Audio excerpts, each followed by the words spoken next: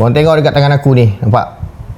Lampu ni kan, aku siap boleh buat macam ni pegang macam ni pun dia dah cantik dalam video kalau aku letak macam ni lagilah cantik. Okay, so lampu ni dia macam ni bentuk dia, dan tripod ni adalah yang aku tambah lah bawah ni bawah ni tambah yang aku tambah. Okay, dia boleh tukar mod macam ni nampak dia tukar mod kan, color lain-lain color.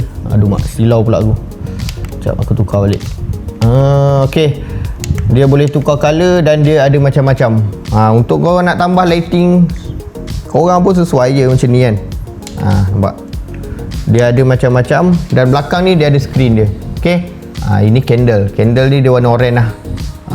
Okay, so kepada korang yang selalu ambil gambar, fotografer ke, aku rasa aku suggest kat korang dapatkanlah satu lighting yang macam ni. Dia macam ni je lighting dia, dan korang boleh guna sambil plug in pun boleh, ataupun korang nak guna bateri yang dah ada dalam ni. Dia ada bateri, ni ada indikator dia okay.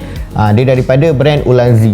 Kepada player-player barang-barang gadget sekarang pun tahulah brand Ulanzi ni antara brand yang aku boleh katakan dia agak baru dalam pasaran, tapi dia punya produk dia agak berbaloi untuk korang nak dapatkan. Harga dia pun murah dan produk dia pun sangat-sangat berguna.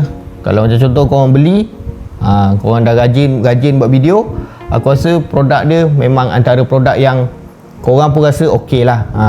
Kepada siapa-siapa yang selalu guna brand Ulanzi, tahulah produk dia. Okay, so kalau korang nak dapatkan lampu ni, korang tengok je dekat bawah, padu dia punya lighting effect dia, nampak cantik je kan. Okay, so nak dapatkan tekan je kat bawah.